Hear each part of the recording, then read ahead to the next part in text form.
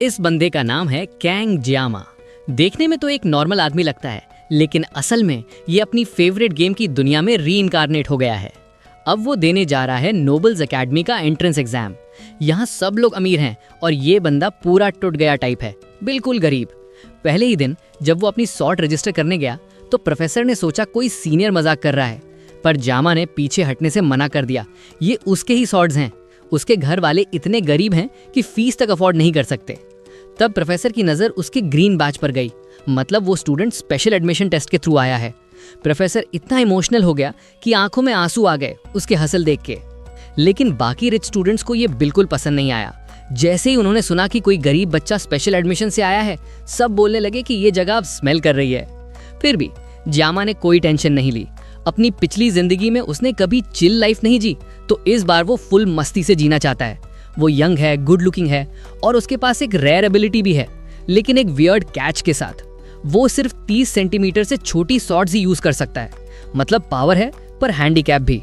जब उसने अपनी एबिलिटी टेस्ट की तो पावर इतनी ज्यादा थी कि शॉट से लाइटनिंग निकल गई और उसके पूरे बॉडी में एको हुई। दर्द इतना था कि उसने सोचा कि अगर हर बार ऐसा होता है तो मैं ये पावर दोबारा कभी यूज नहीं करूंगा। लेकिन जब उसने दोबारा टेस्ट किया, दर्द वैसा ही था। तभी वहां लोग एकेडमी के रैंक सेरेमनी के लिए जमा हो रहे थे। सारे टैलेंटेड स्टूडेंट्स आए हुए थे और सबसे ऊपर बैठा था एक बंदा, क्लिंगा सिगफ्रीड वॉन निबेलंग, जो 7 लेजेंडरी हीरोज में से एक था। वो एकेडमी के फाउंडर हीरो यूएम का डिसाइपल था। सब स्टूडेंट्स उसकी इज्जत करते थे, पर वो बुढ़ा आदमी बोर हो गया था।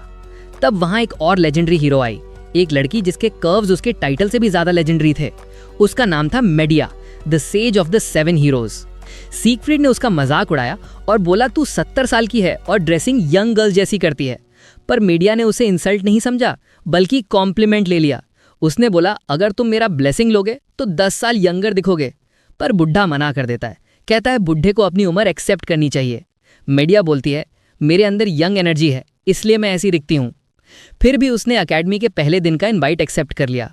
पहले तो उसे ये लोग बिल्कुल पसंद नहीं थे, पर इस बार उसे सिगफ्रीड की ग्रैंडडॉटर देखने में क्यूरियोसिटी थी। सारी क्राउड में स्टूडेंट्स अलग अलग रंग के बालों के साथ एक समुंदर जैसे लग रहे थे। जियामाई इकलौता स्टूडेंट था जिसके बाल काले थे, और बस वही बात लोगों के लिए मजाक बन गई। हर कोई उसका मजाक उड़ा रहा था कि ये नोबल नहीं लगता। लेकिन सबका ध्यान तुरंत बदल गया जब एक लड़की ने एंट्री मारी। उसके नीले बाल और उसका अट्रैक्टिव ऑरा देख के सारे लड़के लाल हो गए। वो और कोई नहीं बल्कि सिगफ्रीड की granddaughter sword emperor Abel von Nibeling थी, जो गेम की मेन हीरोइन भी है। एग्जाम स्टार्ट होने वाला था। एकेडमी के अंदर एक जगह है जिसे सबस्पेस कहते हैं। ये एक एंशिएंट हीरो ने बनाई थी। इस जगह पर स्टूडेंट्स को इंजर या एलिमिनेट किया जा सकता है, लेकिन जब वो वापस रियलिटी में आते हैं उनके शरीर को कोई नुकसान नहीं होता। इसलिए यहाँ कोई भी फाइटिंग मेथड अलाउड है, चाहे वो लीथल या जानलेवा ही क्यों ना हो। सिगफ्रीड और मीडिया दोनों कह रहे थे कि ये एकेडमी की पुरानी ट्रेडिशन है, जो स्टूडेंट सबसे ज्यादा देर तक सर्वाइव करते हैं उन्हें बेस्ट रैंक मिलता है।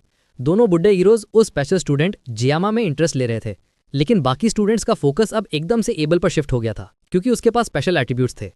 जियामा भी चाहे तो एबल के पीछे भागने वालों में शामिल हो सकता था, लेकिन उसे पता था कि ये लड़की असली में कौन है और उसके सो कॉल्ड मिराक्युलस ब्लेसिंग का सच क्या है।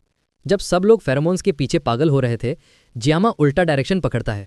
वो तो एक पीसफुल लाइफ कैसे जिए वाली बुक पढ़ रहा था, लेकिन उसे याद आता है कि अगर उसे यहाँ सर्वाइव करना है तो उसे अपनी पेनफुल एबिलिटी का यूज करना ही पड़ेगा। वो सोचता है कि बस छोड़ो यार, गिव अप ही कर देता हूँ। जब अनाउंस हुआ कि सबको सबस्पेस में भेजा जाएगा, सब एक्साइटेड थे, बस जियामा को छोड़कर। लेकिन जैसे ही प्रोसेस स्टार्ट हुआ, उसके अंदर एक डिटर्मिनेशन आ गई। 7 मिनट बाद कई स्टूडेंट्स एलिमिनेट हो गए और वापस भेज दिए गए। उनके चेहरे पर डर और दर्द दोनों लिखे हुए थे। मीडिया ने सब देखा और कमेंट किया, एबल ने पहला रैंक लिया। बट ऑब्वियसली उसके लीनेज के हिसाब से तो ये एक्सपेक्टेड था। वो एबल का परफॉर्मेंस देख के खुश थी, लेकिन सिगफ्रीड इतना इंप्रेस नहीं था। उसने कहा उसने एकेडमी का रिकॉर्ड नहीं तोड़ा, वो रिकॉर्ड तो अभी मेरा ही है।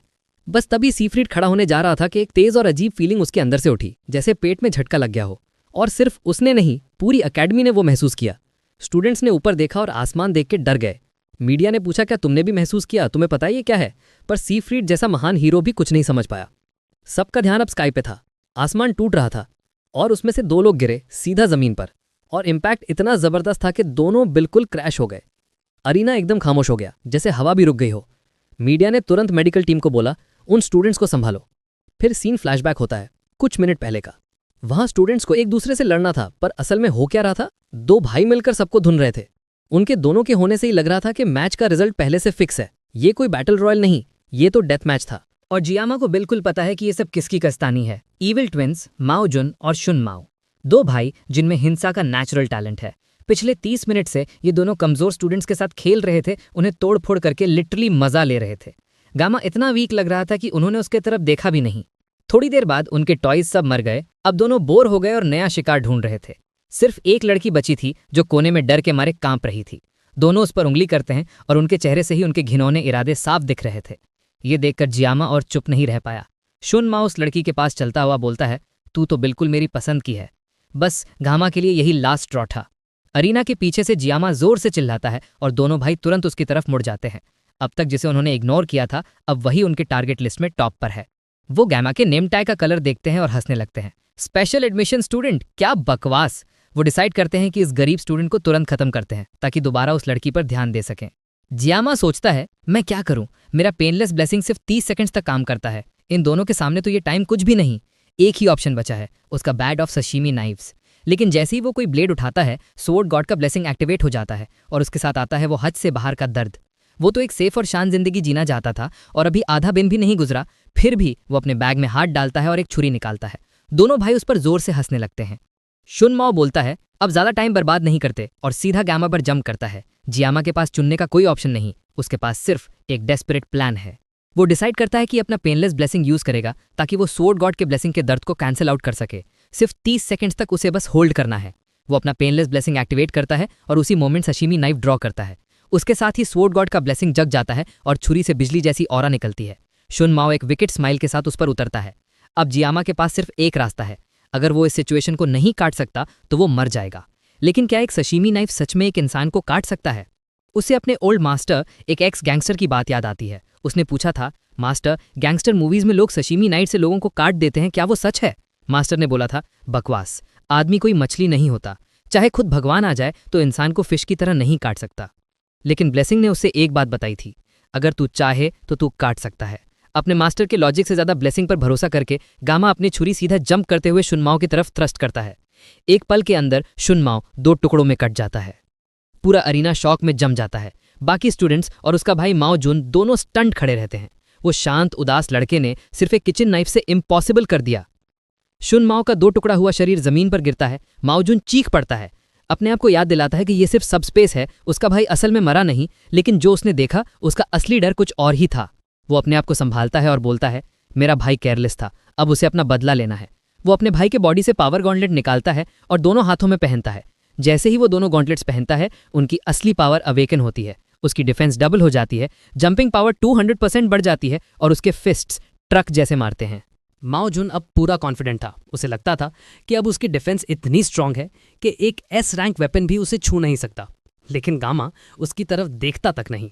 वो बस अपने काउंटडाउन पर फोकस कर रहा है, हर सेकंड गिनते हुए, जब तक उसका पेनलेस ब्लेसिंग खत्म नहीं होता। माओ जुन को लगता है कि उसके पास एक मौका है।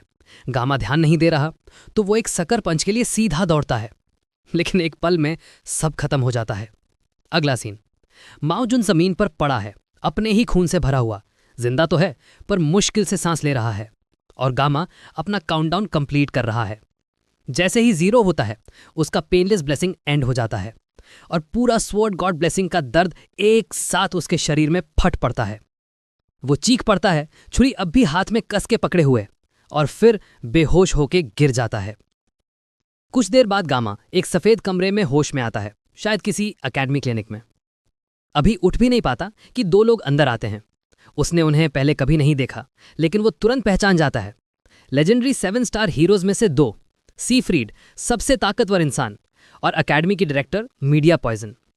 गामा के दिमाग में एक ही सवाल है, दुनिया के 2 सबसे पावरफुल लोग मुझ जैसे गरीब स्टूडेंट से मिलने क्यों आए हैं? मीडिया मुस्कुराते हुए उससे पूछती है, तुम्हारा नाम क्या है? लेकिन सीफ्रीड सीधा मुद्दे पर आता है। उसका हाथ उसकी स्वॉर्ड पर टाइट है। वो पूछता है, तुमने आखिर क्या किया था उस फाइट में? वो बताता है कि उन दोनों ने उस लड़ाई के दौरान एक बहुत पावरफुल सेंसेशन महसूस की थी, और वो क्लियरली गामा के कारण हुआ था। रूम का एटमॉस्फेयर इतना हॉस्टाइल हो जाता है कि लगता है जैसे हवा भी कट सकती हो छुरी से। गामा समझ जाता है कि वो दुनिया के सबसे स्ट्रांग आदमी के निशाने पर है, इसलिए वो स्मार्ट मूव करता है। वो सीधा माफी मांगता है, कहता है, मुझसे गलती हो गई, मैं अपने एक्शंस की सजा स्वीकार करता हूं। दोनों एक दूसरे को घूर रहे होते हैं, तब मीडिया बीच में आकर सिचुएशन संभालती है। वो बोलती है, बस करो सीफ्रीड, बच्चे को डराओ मत। फिर वो एक शॉकिंग बात बताती है। जब गामा बेहोश था, सीफ्रीड ने उसके क्लॉग्ड मेरिडियंस क्लीन किए। गामा का शॉक और बढ़ जाता है। एक स्वॉर्ड मास्टर ने मेरे जैसे छोटे स्टूडेंट के लिए ये किया। वो अपना शरीर चेक करता है, सच में हल्का लग रहा था। फिर मीडिया बताती है कि उन्होंने फाइट का वीडियो रिव्यू किया और देखा कि गामा तो सिर्फ एक लड़की को बचाने की कोशिश कर रहा था। फिर वो फ्लर्ट मोड में आ जाती है, बोलती है, वाह, ये तो वही हैंडसम प्रिंस है जिसका मैं सपना देख रही थी। सीफ्रीड तुरंत उसे पीछे खींचता है। फिर मीडिया बोलती है, रिलैक्स, हम तुम्हारे एक्शंस के लिए कोई पनिशमेंट नहीं देंगे। वैसे भी वो ट्विंस एकेडमी में बुरे नाम वाले थे और तुम्हारे बाद उन दोनों ने स्कूल छोड़ने का फैसला कर लिया है। गामा के लिए ये बहुत बड़ा सुकून था, लेकिन बात यहीं खत्म नहीं हुई। उन दोनों ने उससे मिलने का असली रीजन बताया। कॉन्ग्रेचुलेशंस कांगामा, तुमने पूरी एकेडमी में टॉप रैंक हासिल किया है। और उस पल गामा समझ गया, उसका शांत और पीसफुल लाइफ का सपना अब ऑफिशियली इम्पॉसिबल हो गया है। कुछ देर बाद मीडिया के ऑफिस में दोनों हीरोज बैठकर बात करते हैं। मीडिया थोड़ा इरिटेट लग रही थी। 2 दशक से मैं इस एकेडमी की हेड हूं, पर ऐसा पहली बार देखा है। एक स्टूडेंट ने सबसे ऊपर रैंक लिया और फिर स्टार क्लास ज्वाइन करने से मना कर दिया। उन्होंने उसे समझाने की कोशिश भी की, पर गामा फिर भी मना कर गया। मीडिया साय करके पूछती है, सीफ्रीड, क्या तुम्हें बुरा लगा कि तुम्हारी ग्रैंडडॉटर की जगह उसने टॉप किया? आखिर सीफ्रीड ने भी वो वीडियो देखा था और गामा की पोटेंशियल को समझा था, लेकिन फिर भी वो अग्री नहीं करता। उसके लिए सब बस एक बचपना है, एक इमेच्योर बच्चा सिस्टम को चैलेंज कर रहा है। वो कहता है, सब स्पेस में फाउंडिंग हीरो की विल बसती है। अगर सब स्पेस ने गामा को नंबर 1 माना है तो इसका मतलब एकेडमी ने खुद उसे टॉप प्यूपिल चुना है और ये बात बदल नहीं सकती। लेकिन सीफ्रीड के दिमाग में पर्सनल थॉट्स भी चल रहे होते हैं। उसके लिए गामा एक अजीब और अलग टाइप का लड़का लगता है। अगर उसके स्किल्स आउटस्टैंडिंग होते, या उसका शरीर ट्रेंड होता, या उसके पास थोड़ा सा भी बैटल एक्सपीरियंस होता तो बात समझ आती। पर सीफ्रीड को क्लियरली महसूस हुआ था कि गामा के पास इनमें से कुछ भी नहीं था। फिर भी जब उसने वीडियो रिप्ले देखा तो उसने देखा कि गामा की मूवमेंट्स में एक प्योर सोर्ड्समैनशिप का एसेंस था, एक ऐसी फॉर्म जिसे वो खुद पूरी जिंदगी ढूंढता रहा। जब सीफ्रीड ने उसके एक्यू पॉइंट्स अनब्लॉक किए थे, तब उसने महसूस किया कि गामा का शरीर कितना कमजोर और बिना ट्रेनिंग का है, लेकिन साथ ही उसके अंदर कुछ ऐसा भी महसूस हुआ, एक छुपा हुआ पावर जिसे इंसानी समझ तक नहीं पहुंच सकती। इसीलिए सीफ्रीड के अंदर अब एक कंपटीशन की फीलिंग जग गई थी, एक ऐसे लड़के के साथ जो उसकी ग्रैंडडॉटर के बराबर उम्र का था। दूसरी तरफ मीडिया का ध्यान पूरी तरह और जगह पर था। उसके लिए गामा एक हैंडसम हीरो था। वो अभी तक इम्प्रेस थी कि गामा ने एक लड़की को बचाने के लिए अपने स्किल्स दिखाए। वो मजाक में कहती है, काश में सिर्फ 10 साल यंगर होती तो मैं उसके पीछे पड़ जाती। सीफ्रीड चुप रहता है, सोच में डूबा हुआ। मीडिया पूछती है, क्या सोच रहे हो? वो कुछ नहीं बोलता। फिर अचानक कहता है, तुम्हें पता है स्टूडेंट्स तुम्हारे जैसे लोगों को क्या बुलाते हैं? मीडिया थोड़ा इंटरेस्टेड होकर कहती है, बताओ तो। लेकिन उसका जवाब कुछ ऐसा होता है कि मीडिया गुस्से से फट पड़ती है। इधर गामा अपनी पहली क्लास अटेंड करने जा रहा है। उसने स्टार क्लास ज्वाइन करने से मना कर दिया था, तो उन्होंने उसे वुल्फ क्लास में भेज दिया, क्योंकि अगर उसे और नीचे भेजते तो एल्डर्स टैंट्रम कर देते। गामा असल में टाइगर क्लास में जाना चाहता था, लेकिन मीडिया ने लिटरली उसे भीख मांग के वुल्फ क्लास में भेजा। उसने वादा किया था कि वो उसका टॉप रैंक सीक्रेट रखेगी। गामा का प्लान सिंपल था। वो एक सेफ लो प्रोफाइल लाइफ जीना चाहता था, बिना किसी अननेसेसरी बैटल के। वुल्फ क्लास थोड़ा हाई लेवल था, पर अब भी उसके एक्सपेक्टेशंस के अंदर। वो बड़े दरवाजे धकेल कर अंदर जाता है। कुछ सेकंड्स के लिए सारे स्टूडेंट्स उसे क्यूरियोसिटी से देखते हैं। फिर जैसे ही उन्होंने उसका स्पेशल एडमिशन बैच देखा, सबका इंटरेस्ट खत्म। अब किसी को फर्क नहीं पड़ता कि ये कौन है। गामा को कोई प्रॉब्लम नहीं, उसके लिए तो ये गुड न्यूज़ थी। इसका मतलब मीडिया ने अपना वादा निभाया। अब उसे बस अपनी शांत और सुकून भरी जिंदगी जीनी है। वो अपने डेस्क पर बैठता है, तब एक लड़की उसके पास नर्वसली आती है। वो हल्की सी आवाज़ में उसका शुक्रिया करती है। गामा कन्फ्यूज हो जाता है, कौन? वो लड़की क्लैरिफाई करती है, मैं वो हूँ जिस लड़की को तुमने टेस्ट के दौरान बचाया था। गामा बस हाथ हिला के कहता है, थैंक्स की कोई ज़रूरत नहीं, और फिर अपने नोट्स लिखने लग जाता है, जैसे उसके लिए सब कुछ नॉर्मल ही हो। आखिर में गामा कहता है, वैसे भी उस सिचुएशन में कोई भी होता तो वही करता जो मैंने किया। देखने में लगता है जैसे उसने उस लड़की को बचाया, लेकिन असली में उसे लगता है कि उसने खुद को बचाया था। उसके लिए उसका थैंक यू एक्सेप्ट करना मतलब होगा एक हिपोक्रेट बनना। टॉपिक बदलने के लिए गामा अपना इंट्रोडक्शन देता है। लड़की भी मुस्कुराती है और कहती है, मेरा नाम क्लोई है। ये एक इंटरेस्टिंग कोइंसिडेंस है कि दोनों एक ही क्लास में आ गए। अब जब इंट्रोडक्शंस हो गए, गामा सोचता है, क्या मैंने कभी गेम में क्लोई नाम सुना था? उसे याद नहीं आता। फिर सोचता है, शायद ये कैरेक्टर मेरे क्विट करने के बाद इंट्रोड्यूस हुई हो, लेकिन फिर खुद ही डिनाई करता है। जब मैंने गेम छोड़ा था तो स्टोरी ऑलरेडी इतनी आगे बढ़ चुकी थी कि नए कैरेक्टर्स का कोई सेंस ही नहीं बनता। इसका मतलब ये लड़की भी एक एक्स्ट्रा ही है, बिल्कुल उसकी तरह। गामा उससे कहता है, वो एग्जाम के टाइम जो हुआ उस बारे में किसी को मत बताना। मैं नहीं चाहता लोग मेरे पावर्स के बारे में जानकर मुझे अटेंशन दें। उसे बस एक सेफ और आराम भरी जिंदगी चाहिए। क्लोई अग्री करती है, लेकिन जैसे ही अपना कोई रिक्वेस्ट रखने जा रही होती है तभी होमरूम टीचर एक जोर से चिल्लाते हुए क्लास में घुस जाते हैं। गामा तुरंत कहता है, बाद में बात करते हैं, अभी अपनी सीट पर जाओ। टीचर अपना परिचय देते हैं, मैं हूं ली वन बिन। वो सब न्यू स्टूडेंट्स को वुल्फ क्लास में वेलकम करते हैं। क्योंकि ये उनका पहला दिन है, वो एक सिंपल वार्म अप करवाना चाहते हैं। 100 पुशअप्स, 100 सिटअप्स, 100 स्क्वाट्स और ट्रेनिंग ग्राउंड के 10 लैप्स। उन सब नोबल जीनियसेस के लिए जो बचपन से ही इंटेंस ट्रेनिंग लेते आए हैं, ये सब तो उनके लिए एकदम ईजी है। लेकिन गामा के लिए ये ट्रेनिंग तो लिटरली मरने वाला कॉम्बो लगती है। उसके दिमाग में बस एक थॉट आता है, ये रूटीन तो मुझे टकला कर देगी। सब लोग प्रैक्टिस एरिया की तरफ निकल जाते हैं और गामा थोड़ा नर्वस होकर टीचर के पास आता है। वो कहता है, सर मैं थोड़ा वीक फील कर रहा हूँ, ट्रेनिंग शायद नहीं कर पाऊंगा। सरप्राइजिंगली ली वान बिन ना सिर्फ उसका नाम जानते हैं, बल्कि वो तो उसके बारे में बहुत हाई ओपिनियन रखते हैं। गामा को तब समझ आता है मेडाडिया ने उसके बारे में सब कुछ पूरा सीक्रेट नहीं रखा। और भी शॉकिंग बात यह थी कि ली वान बिन को यह भी पता था कि गामा को एकेडमी के किसी भी लेवल की क्लास अटेंड करने की परमिशन मिली हुई है। गामा स्टार क्लास ज्वाइन करने का मौका मिलने के बाद भी उससे सीधा मना कर देता है।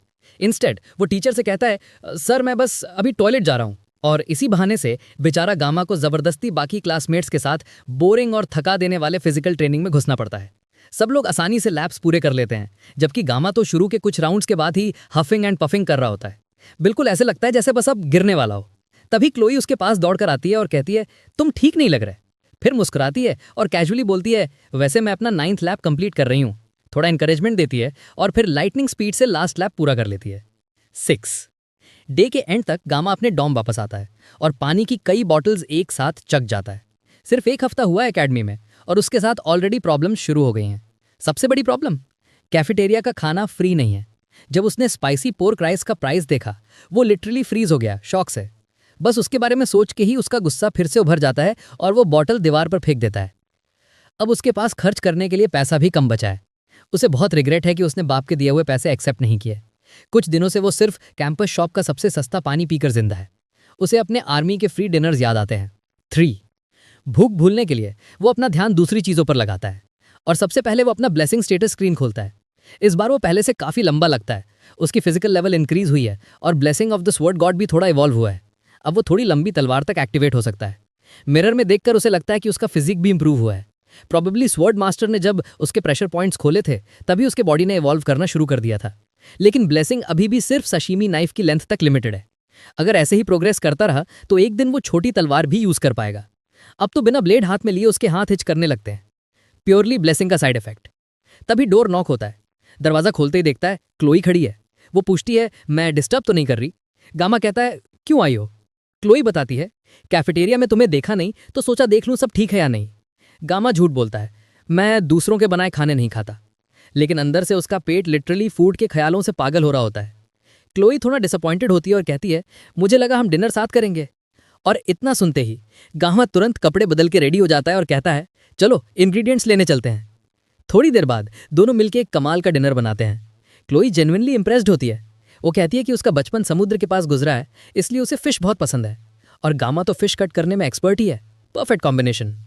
वैसे भी गामा के हाथ में नाइफ लेने की इच अभी भी जा नहीं रही थी, तो ये एक परफेक्ट एक्सक्यूज था अपने स्किल्स फ्रेश करने का। लेकिन प्रॉब्लम ये थी कि स्वॉर्ड गॉड्स ब्लेसिंग किसी भी नाइफ को एक्टिवेट कर देता है।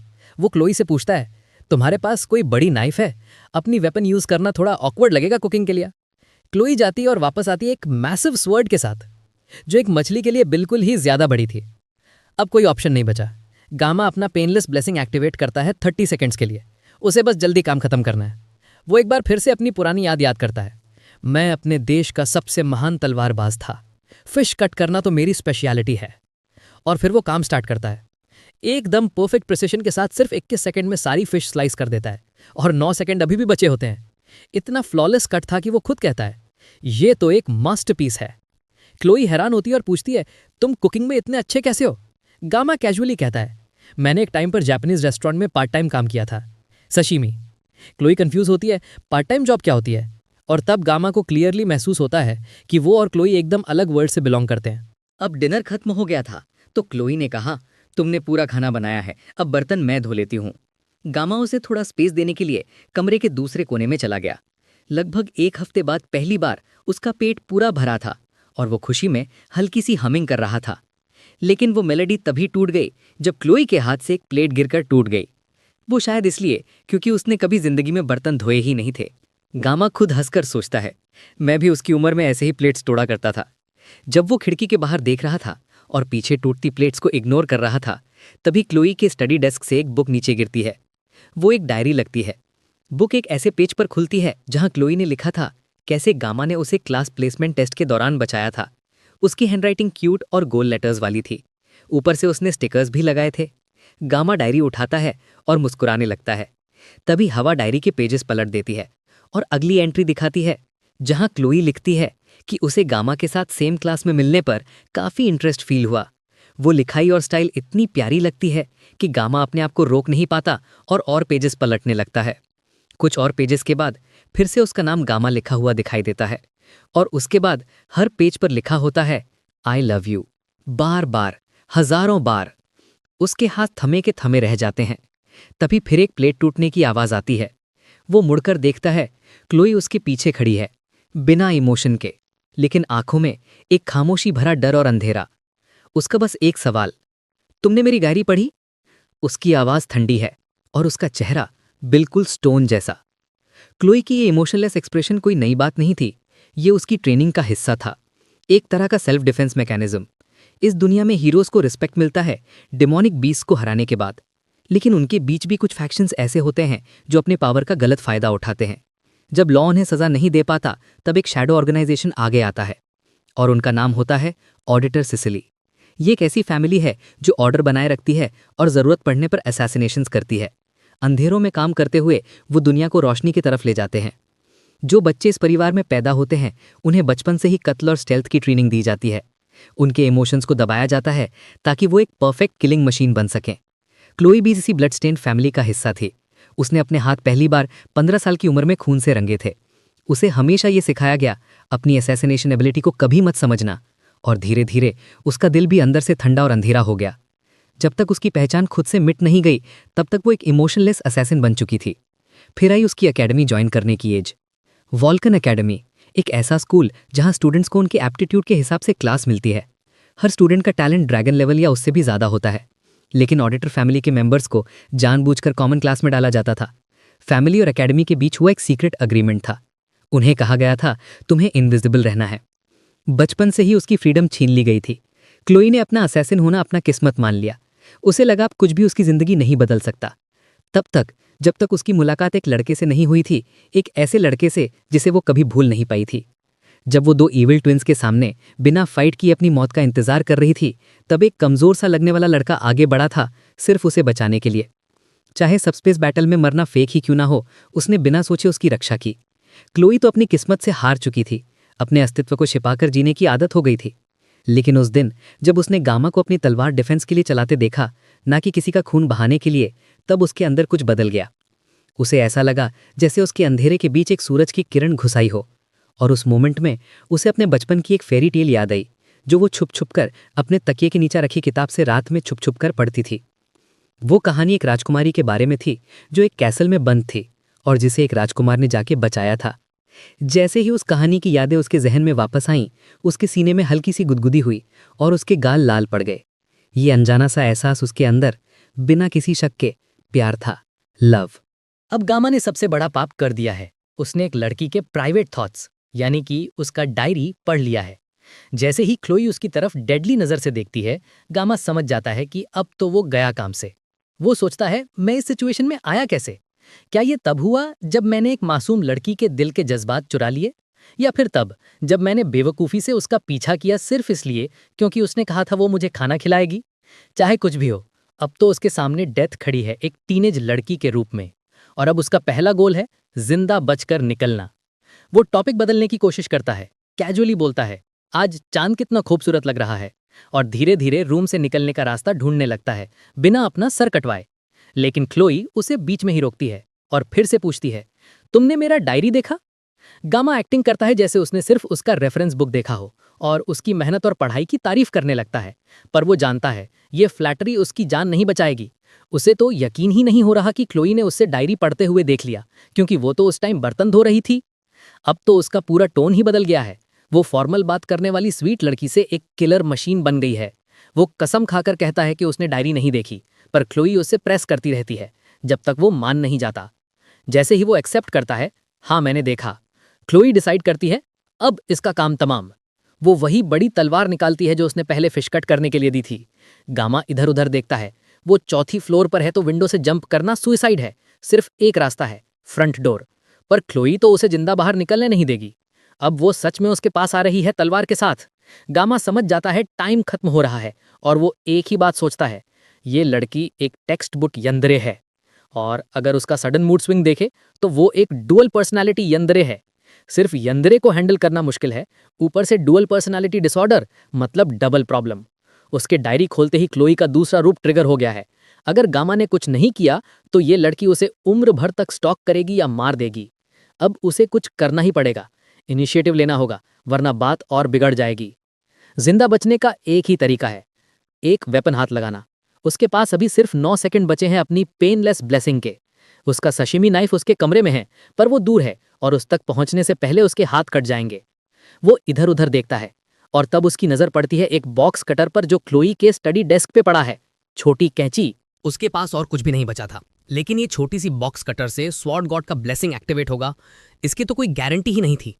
तभी क्लोए उस पर स्वॉर्ड लेके रश करती है और गामा के पास एक ही ऑप्शन बचा, ट्राई करके देख ले। वो तुरंत बॉक्स कटर उठा लेता है, जिससे सारा स्टेशनरी जमीन पर गिर जाता है और ब्लेड को निकालकर रेडी हो जाता है। अचानक उसके सामने कई स्टेटस स्क्रीन्स पॉपअप होती हैं। सिस्टम लिखता है कि ऐसे मुश्किल सिचुएशन में रिसोर्सफुल होने के कारण उसकी मेंटल रेजिलियंस बढ़ गई है और उसे एक टेम्पररी इंटिमिडेशन बफ मिल गया है। सिस्टम कुछ और एडजस्टमेंट्स करता है और फिर स्वॉर्ड गॉड का ब्लेसिंग एक्टिवेट होता है। जैसे ही क्लोए स्वॉर्ड लेकर उस पर वार करती है, गामा बॉक्स कटर के साथ पीछे हटकर कामली बोलता है, तुम्हारे बाल थोड़े लंबे लग रहे हैं। उसके इंटिमिडेशन बफ का असर होता है। क्लोए एक सेकंड के लिए फ्रीज हो जाती है और उसी पल गामा अपनी ब्लेड रिलीज कर देता है। सब कुछ अंधेरा और ब्लर हो जाता है। कुछ देर बाद शाम के वक्त क्लोए अपने कमरे में हौश हौश आंख खोलती है। रूम बिल्कुल साफ और खाली है। सबसे पहले उसके दिमाग में आता है, गामा कहाँ गया? वो उसे कुछ बार आवाज लगाती है, लेकिन साइलेंस बता देता है वो अकेली है।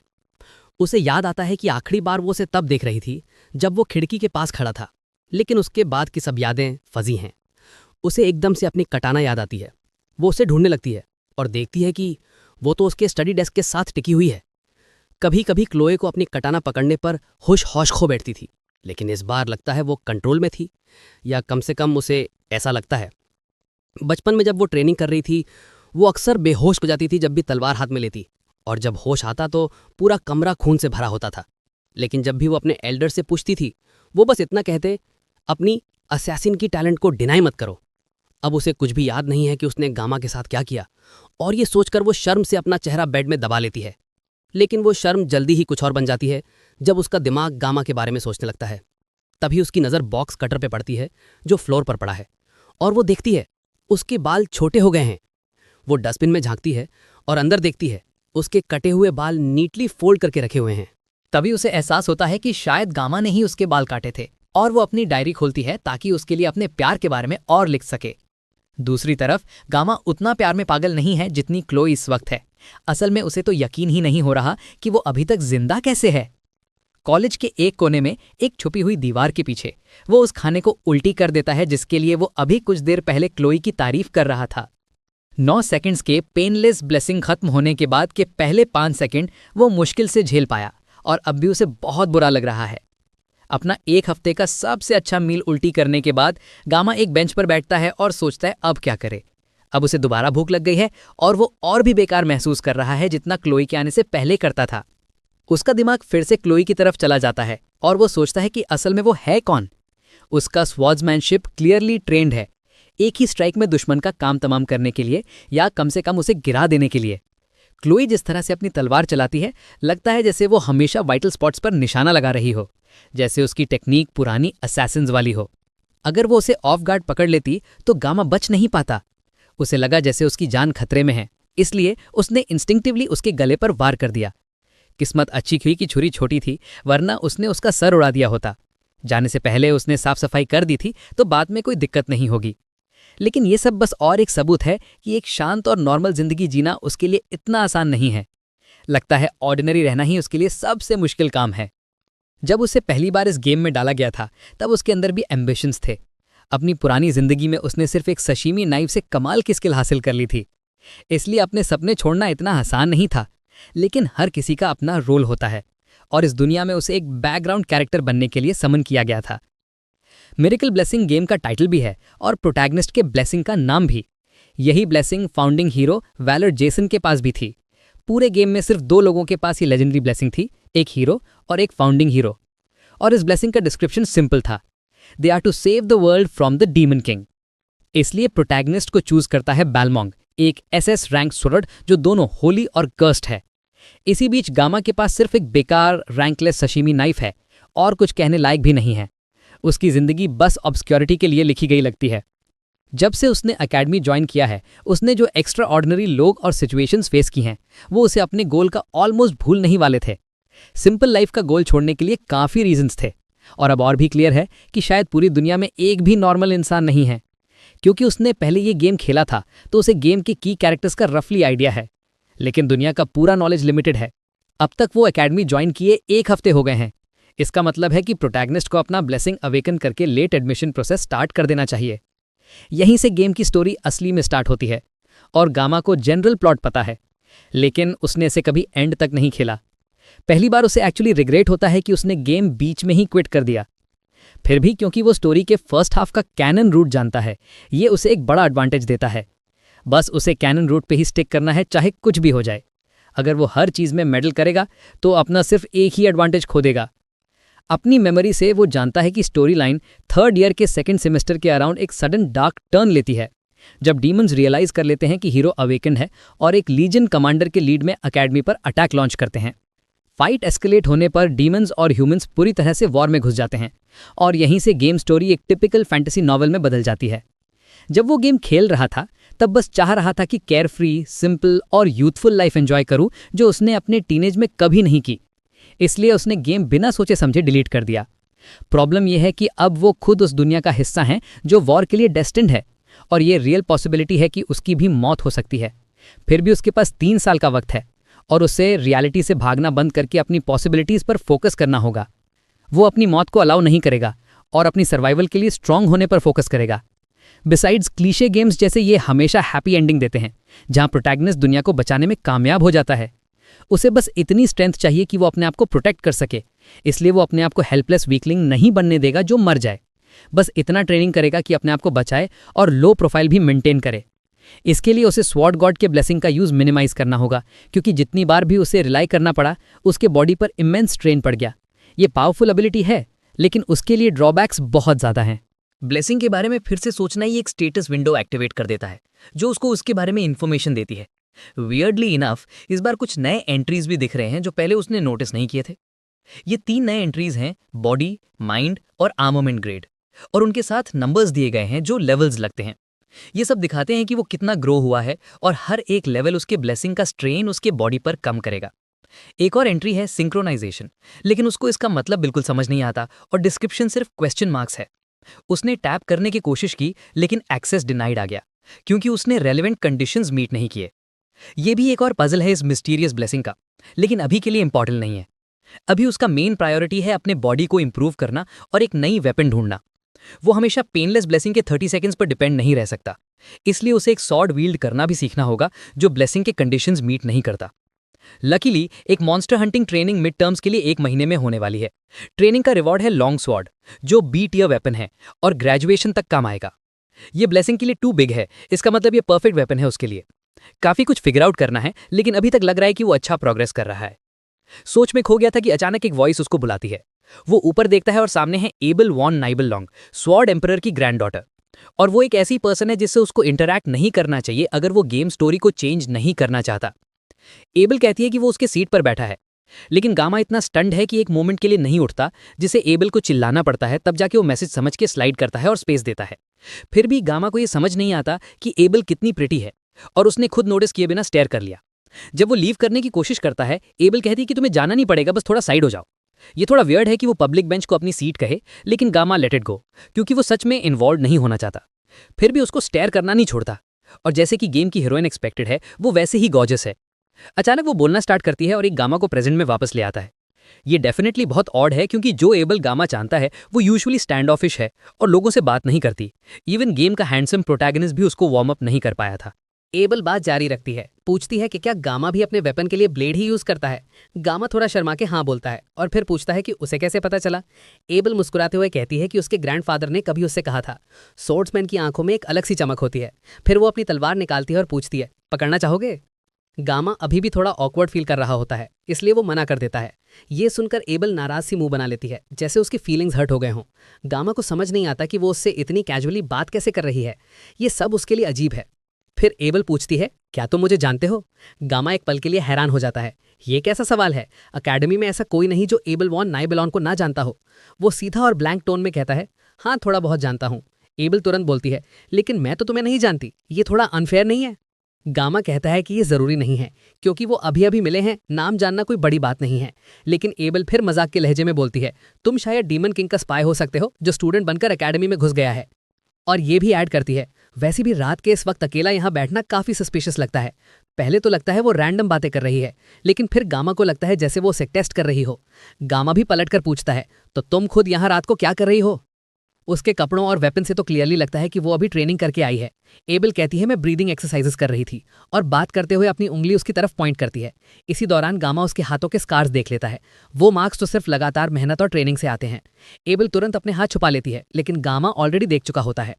ये स्कार्स उसकी डेडिकेशन का सबूत हैं। एबल कहती है, लोग नहीं समझते न्यूबलन ब्लडलाइन का हिस्सा होने का मतलब क्या होता है। हमसे हमेशा परफेक्ट होने की उम्मीद की जाती है। एक छोटी सी गलती और हम निशाना बन जाते हैं। फिर वो कन्फेस करती है कि मैं इस साल टॉप स्टूडेंट नहीं हूँ। ये पहली बार है जब उसने अपनी लाइफ में किसी से हार मानी है। फिर भी अजीब बात यह है कि वो उदास होने के बजाय थोड़ा फ्री फील कर रही है, जैसे उसके कंधों से एक बोझ उतर गया हो। लेकिन क्यूरियोसिटी उसे छोड़ती नहीं। वो कहती है, मुझे देखना है कौन था जिसने मुझे हरा दिया, ताकि मैं उसे तोड़ के रख दूं। ये सुनकर गामा शौक में खांस लेता है और पूछता है, तुम इतना दूर क्यों जाना चाहती हो? एबल कहती है, क्योंकि ये मेरे लिए बेइज्जती है। मैंने अपने दादा से भी पूछा था वो कौन है, लेकिन उन्होंने कहा वो मेरी क्लास में भी नहीं है।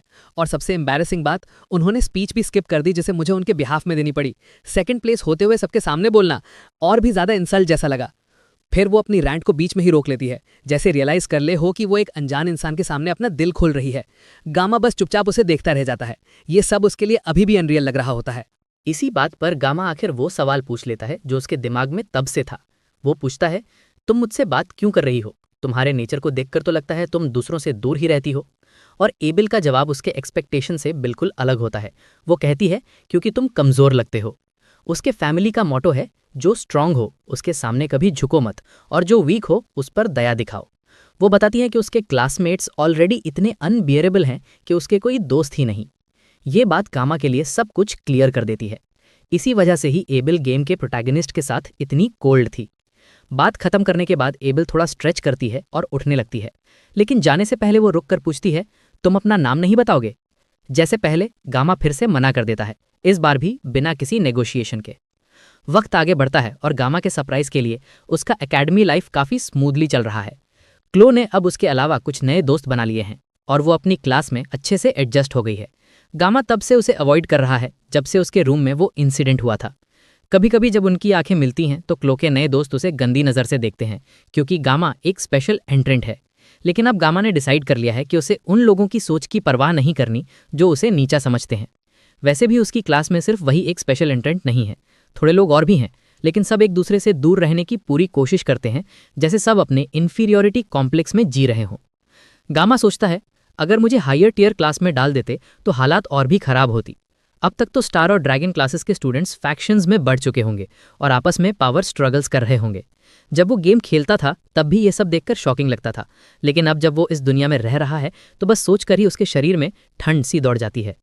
लेकिन एक अच्छी खबर भी है, अब उसे प्रॉपर मील्स मिल रहे हैं।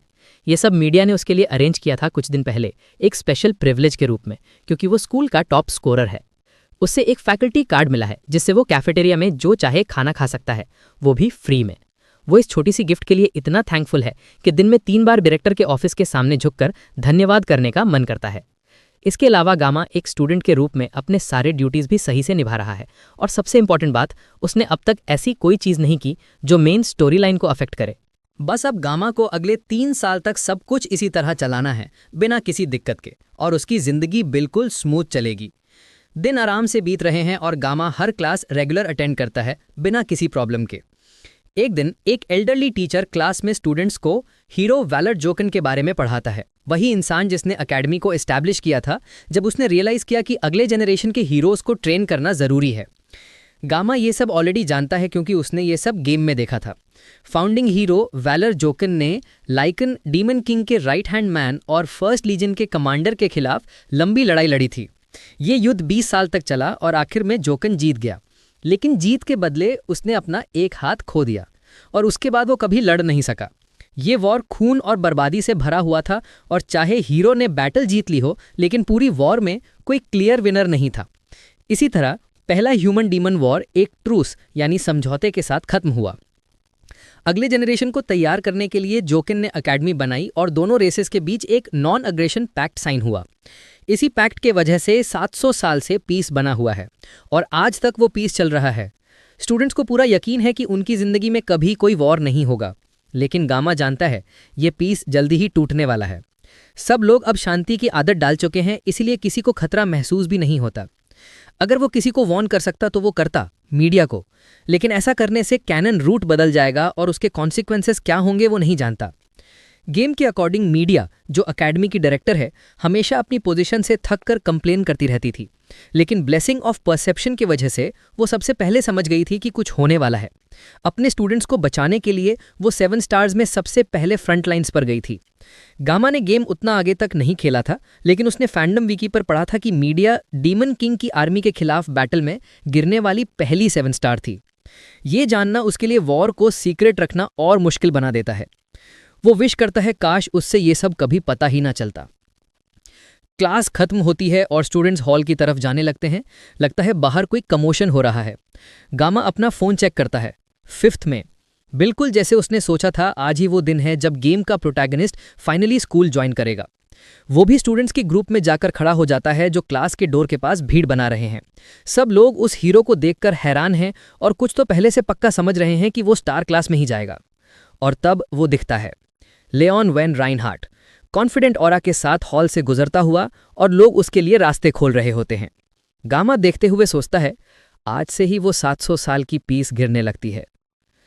पूरे स्कूल के स्टूडेंट्स लियोन पर फिदा हो जाते हैं, जैसे सब उसके चाम के अंडर आ गए हों। लेकिन गामा तो पहले से जानता था कि ये होने वाला है। गेम में तो हर लड़की उसके तरफ अट्रैक्ट होती है।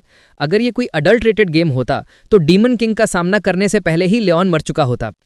इन सब लड़कियों में से जो उससे अट्रैक्ट होती हैं, जो उसकी पार्टी मेंबर्स बनती हैं, वो भी अपने आप में काफ़ी इंप्रेसिव होती हैं। सोचकर थोड़ा इरिटेट होता है गामा, लेकिन ये सच है। लियोन वैन राइनहार्ट, जो मिरेकल ब्लेसिंग एम का प्रोटैगनिस्ट है, 3 साल बाद सबसे पहले ड्राफ्ट होने वालों में होगा। वैसे वो इसे ड्राफ्ट बोलता है, लेकिन असल में ये एक मैंडेटरी एनलिस्टमेंट ही है। मतलब सबको मिलिट्री ज्वाइन करना ही पड़ेगा। अगर गामा भी ड्राफ्ट हो गया तो ये उसकी आर्मी की 2nd इनिंग होगी। गेम में हीरो ने बस मुश्किल से फर्स्ट लीजन कमांडर को सील किया था, और ये सोचकर ही गामा के जहन में सवाल उठता है, अगर वो इतने मुश्किल से एक कमांडर को हरा पाया तो डीमन किंग कितना पावरफुल होगा। पर हाँ, प्रोटैगनिस्ट तो कभी नहीं हारता है ना। जब वो ये सब सोच रहा होता है, तभी उसकी नज़र लियोन से मिल जाती है और प्रोटैगनिस्ट उसके तरफ एक चार्मिंग स्माइल देता है, जैसे बिना कुछ जाने उसे अश्योर कर रहा हो कि सब ठीक होगा। गामा सोचता है, क्या हीरो है ये, जैसे सब कुछ संभाल लेगा। वो वहां से निकलने ही वाला होता है कि पीछे से कोई उसे बुलाता है, क्लोए। वो हल्की सी आवाज में पूछती है, मैंने कुछ गलत किया क्या? गामा चाहता तो कह देता, हाँ तुमने मेरी गर्दन उड़ने से बचा ली थी, लेकिन उन्हें अगला पूरा साल एक साथ गुजारना है और उससे कोई ऑकवर्ड सिचुएशन नहीं चाहिए। इसलिए वो झूठ बोल देता है कि सब ठीक है, ताकि उनके बीच अननेसेसरी टेंशन ना आए। ये सुनकर क्लोए विजिबली रिलैक्स्ड हो जाती है और फिर से वैसे ही क्यूट और स्वीट बिहेव करने लगती है, बिल्कुल उस क्लोए से अलग जो उस दिन एक साइको किलर लग रही थी। चाहे वो उस दिन बेहोश थी, गामा ने महसूस किया था कि उसकी स्वॉर्ड्समैनशिप में दर्द छुपा है, जैसे एक तलवार जो बचाए जाने के लिए रो रही हो। लेकिन उसके स्ट्राइक्स में जो किलिंग इंटेंट था, उससे तो गामा की स्किन तक ठंडी पड़ गई थी। अगर उसकी स्वॉर्ड का मकसद सिर्फ मार डालना है, तो शायद वो माऊ सिबलिंग से भी ज्यादा खतरनाक है। गामा अपने ख्यालों से बाहर आता है जब क्लोए फिर से पूछती है, क्या तुम्हें मैं आज रात डिनर खिलाऊं? वो कह रही होती है कि वो उसको ट्रीट देगी, लेकिन वार्निंग देती है, मैं तुमसे अच्छा कुक नहीं हूं। उसके साथ डिनर करने का थॉट आते ही गामा को फिर उसके ब्लड लस्ट याद आ जाते हैं और वो अंदर से मना करने लगता है। लेकिन एक क्यूट लड़की के पपी आइज के सामने नो कहना असंभव होता है। उसे बुरा भी लगता है मना करने में, पर अगर मना नहीं करे तो कहीं कल सुबह फ्रिज के अंदर न मिले। तब गामा को एक बेटर आइडिया आता है। वो कहता है, डिनर छोड़ो, मुझे एक फेवर चाहिए, तुम ही कर सकती हो। बस इतना सुनते ही क्लोए का फेस पूरा डोसाइल और ओबीडियंट हो जाता है। गामा उससे कहता है, मुझे स्वॉर्ड्समैनशिप सीखनी है। वैसे भी उसे एक स्वॉर्ड इंस्ट्रक्टर चाहिए था और ये एक्सक्यूज डिनर से बचने के लिए परफेक्ट है। शाम को ट्रेनिंग ग्राउंड में वो वुडन स्वॉर्ड लेकर स्विंग्स प्रैक्टिस करता है, अपने लिमिट्स टेस्ट करता हुआ। जैसे उसने सोचा था, स्वॉर्ड का साइज उसके ब्लेसिंग पर अफेक्ट नहीं करता, अब बस उसे स्वॉर्ड स्किल्स डेवलप करनी है। और इस काम के लिए क्लोए परफेक्ट टीचर है, इनसेनली स्ट्रांग। ऊपर से ये एक सेफ एक्सक्यूज भी है उसके साथ टाइम स्पेंड करने का बिना ज्यादा क्लोज आए। उस दिन के बाद से गामा हर रात एक वीडियो देखता है, सर्वाइविंग अ यंडेरे, और लगता है उसका काम भी कर रहा है, अब तक क्लोए से सेफ है। थोड़ी देर बाद क्लोए कैजुअल कपड़ों में ट्रेनिंग ग्राउंड पर आती है। उसकी कटाना कमर से बंधी होती है। वो 8 बजे मिलने वाले थे, लेकिन वो 6 बजे से वेट कर रही होती है। गामा उसे देखता है। उसका क्रॉप टॉप उसके टोन्ड मसल्स को परफेक्टली शो करता है। स्कूल यूनिफॉर्म में ये सब उसने नोटिस नहीं किया था। अब समझ आया ये लड़की इतनी स्ट्रांग क्यों है। गामा उसे एक और वुडन स्वॉर्ड देता है। क्लोए थोड़ी कंफ्यूज होती है, रियल स्वॉर्ड्स नहीं यूज कर रहे। गामा एक्सप्लेन करता है, हम अपनी जान देने नहीं आए, सिर्फ ट्रेनिंग कर रहे हैं, वुडन स्वॉर्ड ही सेफ है। क्लोए स्वॉर्ड लेकर एक स्ट्राइक टेस्ट करती है और उसका एक थ्रस्ट ही छोटी सी शॉक वेव क्रिएट कर देता है, हवा तक वाइब्रेट करने लगती है। गामा सोचता है शायद ये गलती थी। ट्रेनिंग शुरू होने से पहले वो अपना स्टेटस स्क्रीन चेक करता है। स्वॉर्ड की लेंथ अब भी ब्लेसिंग को अफेक्ट नहीं करती और उसका बॉडी ग्रोथ भी स्टेबल है। लेकिन उसके माइंड में एक डाउट है, क्या ब्लेसिंग्स एक्सपीरियंस से अपग्रेड होती हैं या इसके साइड इफेक्ट्स भी हैं? उसे अब तक ये भी नहीं पता कि हिडन ट्रेट कब और कैसे एक्टिवेट होगा। तभी क्लोए पास आके पूछती है, सब ठीक है? और गामा को याद आता है सिर्फ उसी को अपना स्टेटस स्क्रीन दिखाई देता है। उसके नजरिए से देखा जाए तो गामा शायद एक पागल लड़का लग रहा था जो बीच में ही कहीं खो गया हो। वो अपना होश संभालता है और ट्रेनिंग शुरू करने के लिए मुड़ता है। थोड़ा घबरा कर कहता है, आज पहला दिन है, थोड़ा आराम से लेना प्लीज। फिर वो अपनी वुडन सोर्ड को रेडी करके क्लोई के सामने स्टांस लेता है। अपनी पुरानी जिंदगी में गामा ने सब कुछ हैंड्स ऑन एक्सपीरियंस से सीखा था।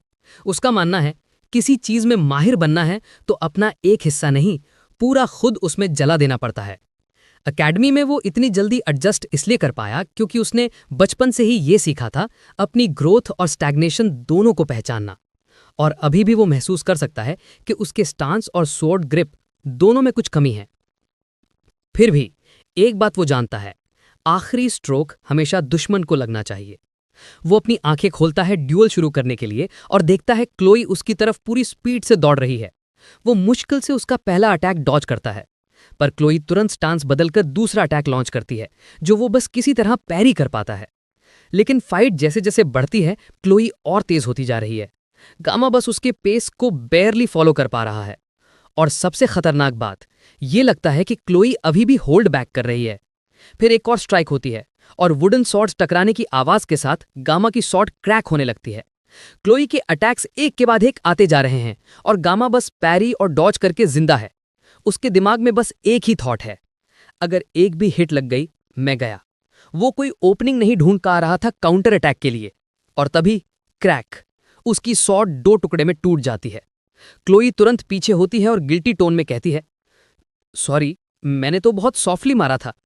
लेकिन ये उसकी सबसे छोटी प्रॉब्लम थी। टूटी हुई सॉर्ड अब साइज में छोटी हो गई थी और इसका मतलब था कि स्वॉर्ड गॉड ब्लेसिंग एक्टिवेट हो गया था। पर इस बार कुछ बहुत गलत हो रहा था क्योंकि वेपन डैमेज था। सिस्टम में एक एरर आ गया। जो सप्रेसिव फोर्स पहले ब्लेसिंग की पावर को कंट्रोल करती थी, अब वो उल्टा गामा की पर्सनैलिटी को ऑल्टर करने लगती है। कुछ ही सेकंड्स में उसका ह्यूमैनिटी लेवल गिर जाता है और वो एक फाइटिंग शेल बन जाता है। स्वॉर्ड गॉड का डिवाइन ब्लेसिंग पूरी तरह से एक्टिवेट हो जाता है। गामा अपनी आधी टूटी वुडन स्वॉर्ड को पकड़कर क्लोई की तरफ मुड़ता है। उसके आसपास एक मेनेसिंग ऑरा घूमने लगती है। क्लोई एक कदम पीछे होती है क्योंकि गामा का पूरा एटीट्यूड बदल चुका था। बाहर से तो उसका बॉडी ऑटो पायलट पर चल रहा होता है, लेकिन अंदर गामा अपने पुराने बॉडी में वापस आ जाता है। वो अपने किचन में होता है। सब कुछ सपने जैसा लग रहा होता है। उसके सामने एक मछली रखी होती है और उसके दिमाग में बस एक ही बात होती है, इसे साफ करके काटना है। वो भूल गया था कि पहले क्या कर रहा था, बस अब काम करना है। काफी टाइम हो गया था मछली कट किए हुए, तो वो डिसाइड करता है कि इस बार एक चाइनीज क्लीवर यूज करेगा। लेकिन जैसे ही वो क्लीवर उठाता है, एक मैसेज पॉपअप होता है, you cannot pick this up. क्योंकि वो क्लीवर नहीं उठा पा रहा था, गामा एक बार फिर कोशिश करता है, पर फिर वही मैसेज पॉपअप होता है, you cannot pick this up. अब उसके पास सिर्फ एक ही ऑप्शन बचा है, सैमुराई नाइफ। यही एक ब्लेड है जिसे सिस्टम यूज करने की परमिशन देता है। लेकिन गामा को याद आता है कि जब भी वो सैमुराई नाइफ पकड़ता है, उसके हाथ बहुत दर्द करते हैं। फिर भी वो नाइफ उठाता है और इस बार कुछ नहीं होता, न दर्द न जलन, उल्टा उसे एक रिफ्रेशिंग फीलिंग होती है। तभी उसके दिमाग में एक आवाज गूंजती है, बस छोड़ दो, सब कुछ एक्सेप्ट कर लो। रियल वर्ल्ड में गामा धीरे धीरे क्लोई की तरफ बढ़ने लगता है, हाथ में आधी टूटी वुडन स्वॉर्ड पकड़े हुए। उसके चेहरे पर अब ब्लड लस्ट क्लियरली दिख रहा था। क्लोई घबरा के उसका नाम लेती है, पर गामा बिना जवाब दिए सीधा उसकी तरफ दौड़ पड़ता है। क्लोई मुश्किल से उसका पहला अटैक डॉज कर पाती है, लेकिन उसके स्ट्राइक की ताकत इतनी होती है कि वो पीछे उड़कर वॉल से टकरा जाती है। अब गामा बिल्कुल अलग लग रहा था। वो शरीफ स्टूडेंट नहीं था जो स्पारिंग सीखने आया था, वो एक बीस्ट बन गया था। वो तुरंत जंप करता है और टूटे हुए सॉर्ड के शार्प एंड से उसे स्टैब करने की कोशिश करता है। क्लोई मुश्किल से जंप करके बचती है, पर सिर्फ एक अटैक लगने के बाद ही वो बेयरली मूव कर पा रही है। उसके दिमाग में बस एक ही थॉट चल रहा है, ये क्या हो गया उसे, मुझे इसे रोकना होगा वरना वो मुझे मार डालेगा। वो फिर से उसका नाम लेती है, गामा रुको, पर गामा बिल्कुल रिएक्ट नहीं करता और फिर से उसके ऊपर लाइटनिंग स्पीड से चार्ज करता है। इस बार क्लोई के पास कोई बचाव नहीं बचा। वो बस आंखें बंद करके उसे रुकने की भीख मांगती है, और जैसे ही स्वॉर्ड उसके सर के ऊपर आता है, वो चीख कर उसका नाम लेती है, गामा। ड्रीम वर्ल्ड में गामा अभी भी अपने किचन में है। वो मछली को काटने की कोशिश कर रहा है, लेकिन ये मछली बार बार हिलकर बची जा रही है और अब वो आवाज निकाल रही है। पहले तो वो आवाज धुंधली थी, लेकिन धीरे धीरे गामा उसे समझने लगता है। मछली जैसे कुछ बोल रही हो, गा मा गा मा। वो पहले कंफ्यूज होता है, पर फिर अचानक उसका दिमाग क्लियर होने लगता है, रुको, मैं ही गामा हूं। और जैसे ही वो याद करता है कि उसके सामने क्लोई है, वो रियल वर्ल्ड में वापस आता है, बिल्कुल उस मोमेंट पर जब उसका स्वॉर्ड क्लोई के सिर के बिल्कुल ऊपर होता है।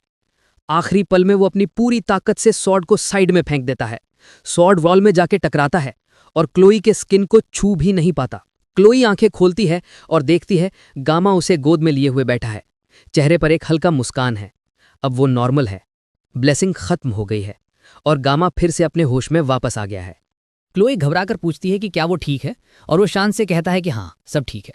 फिर मुड़कर उसका धन्यवाद करता है ट्रेनिंग में मदद करने के लिए और चला जाता है। उसके जाने के बाद क्लोई भी अपने डॉर्म रूम की तरफ निकल पड़ती है। उसे एंट्रेंस एग्जाम के टाइम से ही एक अजीब सा एहसास हो रहा था। गामा की कैपेबिलिटीज ज्यादा स्ट्रांग नहीं बल्कि पिक्यूलियर है। जब उसने उससे लड़ाई की थी तब वो समझ गई थी कि वो स्किल से नहीं बल्कि सिर्फ अपने रॉ इंस्टिंक्ट से लड़ रहा था। चाहे उसने अपनी डिवाइन ब्लेसिंग सबकॉन्शियस लेवल पर एक्टिवेट कर ली हो, फिर भी क्लोए उसके सामने बिल्कुल टिक नहीं पाई। हाफ वुडन स्वॉर्ड होने के बावजूद गामा ने उसे पूरी तरह से ओवरपावर कर दिया। जब क्लोए कैंपस से गुजर रही होती है, एक आदमी शैडो से निकलता है और कहता है कि क्लोए आज काफी खुश लग रही है।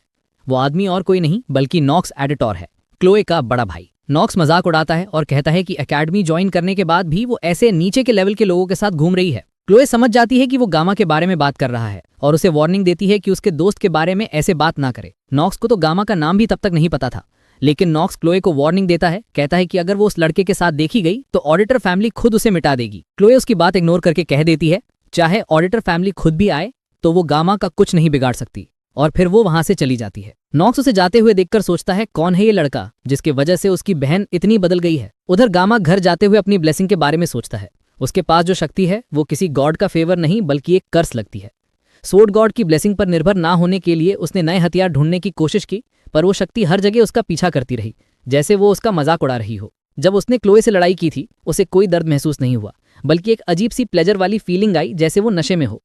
बिल्कुल एक शराब की तरह उस ब्लेसिंग ने उसके शरीर को कब्जा लिया और उसके कान में मीठी मीठी बातें की, स्लैश करो, कट करो, डिस्ट्रॉय करो। इसी वजह से उसने अपना कंट्रोल खो दिया जब तक क्लोए की चीख उसे होश में नहीं ले आई।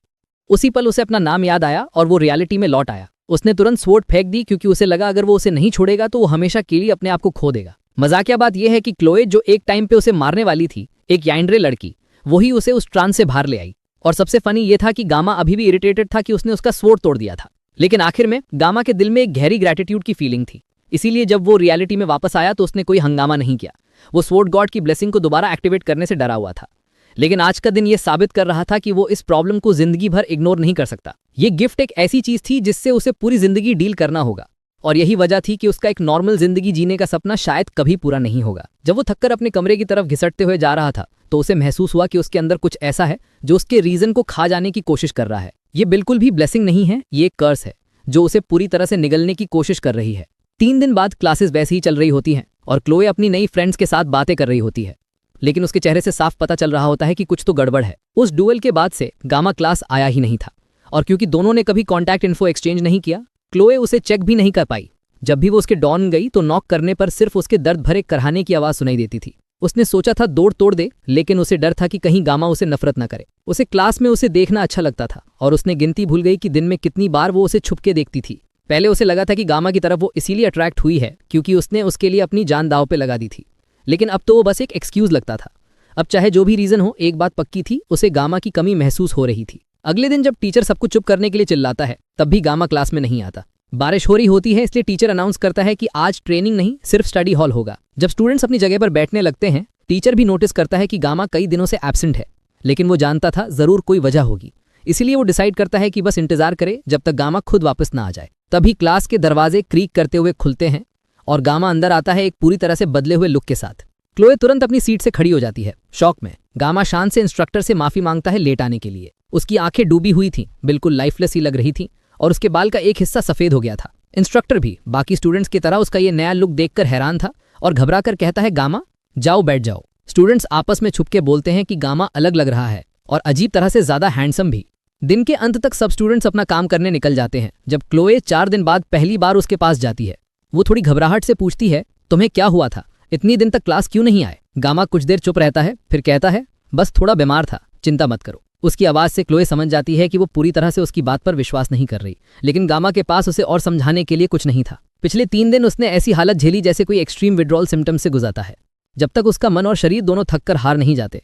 वो ना कुछ खा पाया, ना कमरे से बाहर निकल पाया, बस बेड पर पड़ा रहा, ये प्रार्थना करते हुए कि उसके कन्वल्जन्स जल्दी खत्म हो जाएं। इस दौरान गामा ने जो दर्द झेला वो पहले से कहीं ज्यादा भयानक था, और ये सब उस टूटे हुए हथियार का धाम था। ऊपर से जब उसने शीशे में खुद को देखा तो चेहरा तो वही था, लेकिन उसकी एक्सप्रेशन बिल्कुल थकी हुई थी और उसके बाल धीरे धीरे सफेद होने लगे थे। ये सब बिल्कुल साफ था, ये स्वॉर्ड गॉड की तरफ से दी गई पेनल्टी थी। क्लोए के चेहरे पर गिल्ट क्लियरली नजर आ रहा था, शायद इसीलिए क्योंकि आखिरी बार जब उसने गामा को ट्रेनिंग ग्राउंड पर देखा था तो उसे लग रहा था कि ये सब उसकी वजह से हुआ है। उसे शांत करने के लिए गामा हल्का सा मुस्कुराकर पूछता है, तुमने पहले डिनर पे चलने की बात की थी, अभी भी इंटरेस्टेड हो? ये सुनकर क्लोए और भी ज्यादा शॉक हो जाती है, शायद क्लास में उसके वापस आने से भी ज्यादा। वो ऑलमोस्ट उसे हक करने के लिए दौड़ पड़ती है। लगता है गामा का ये स्टेप बिल्कुल सही था क्योंकि उसे ये आइडिया बहुत पसंद आया। क्लोए खुशी से पूछती है, तो क्या खाना पसंद करोगे? और गामा के दिमाग में पहली चीज आती है फिश। जब दोनों बातें कर रहे होते हैं, अचानक गामा को एक अजीब सा एहसास होता है। वो मुड़कर देखता है, हॉलवे के एंड पर कोई उन्हें घूर रहा है। वो कोई और नहीं बल्कि क्लोए का भाई नॉक्स एडिटर है। जैसे ही उनकी नजर मिलती है, माहौल तुरंत बदल जाता है। गामा सीधा उसके पास जाकर कहता है, स्टेयरिंग करने के बजाय अंदर आके बात कर लो। जब वो उसके पास जाता है, गामा नोटिस करता है कि नॉक्स की आंखों में कुछ अजीब सा है। क्लोए तुरंत बीच में आ जाती है, जैसे कुछ गलत होने से पहले ही सब संभाल ले। उसकी आवाज कांप रही होती है, पर फिर भी वो गामा को प्रोटेक्ट करने की पूरी कोशिश करती है। नॉक्स पूछता है, तो ये वो लड़का है जिसके लिए तुम एडिटर फैमिली के रूल्स तोड़ रही हो? क्लोए शांत लेकिन दर्द भरी आवाज में कहती है, मुझे अपनी फैमिली से कोई लेना देना नहीं। लेकिन उसका भाई याद दिलाता है, तुम चाहे जितना चाहो, खून हाथ से धुल नहीं सकता। एक बार एडिटर पैदा हुए तो हमेशा एडिटर रहोगे। क्लोए रेबेल की तरह बात कर रही थी और उसका भाई एक हिस्टोरिकल ड्रामा विलन की तरह बात कर रहा था। गामा इन दोनों के ड्रामा से बस इरिटेट हो गया था। नॉक्स गामा को बार बार इंसल्ट करता है और तब क्लोई के पेशेंस का कप भर जाता है। वो चीख कर कहती है, बस करो, मेरे प्यार के बारे में ऐसे मत बोलो। उसकी इतनी तेज आवाज से नॉक्स खुद भी शॉक हो जाता है। गामा ने सोचा था कि शायद ये सब कुछ शांति से निपट जाए, लेकिन उसके लाइफ में पीस नाम की कोई चीज नहीं थी। पर अब उसके लिए ज्यादा इंपॉर्टेंट था एडिटर फैमिली।